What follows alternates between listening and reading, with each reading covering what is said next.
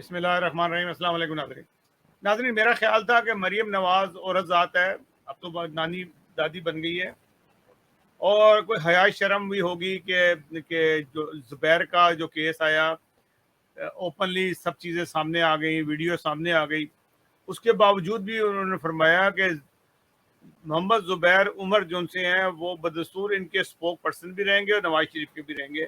یہ بڑی حیران کن بات ہے۔ کوئی شرم و حیا بھی ہوتی ہے کہ وہ کیا کیس اس کا ہے۔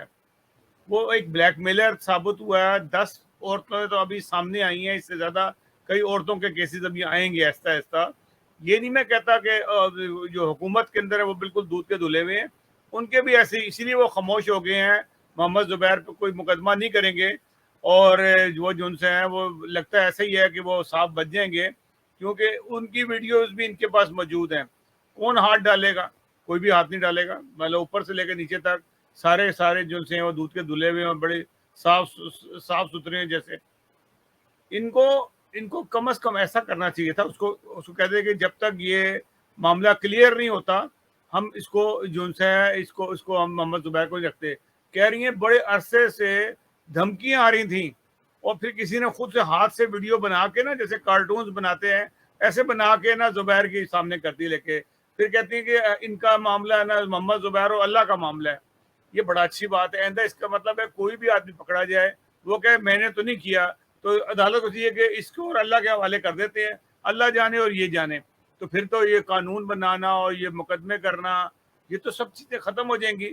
آئندہ تو یہی ہوگا کہ یہ میرا اور اللہ کا معاملہ ہے، آپ عدالت اس میں دخل نہ دے اور نہ پولیس دخل دے، میں جو چاہوں میں کروں، کیونکہ یہ اللہ کا معاملہ ہے، اللہ اور میرا درمیان معاملہ ہے، اور اللہ بہتر جانتا ہے کہ میں سچا ہوں کہ جھوٹا ہوں۔ تو پھر اللہ پہ آپ ساری چیزیں چھوڑ دیں۔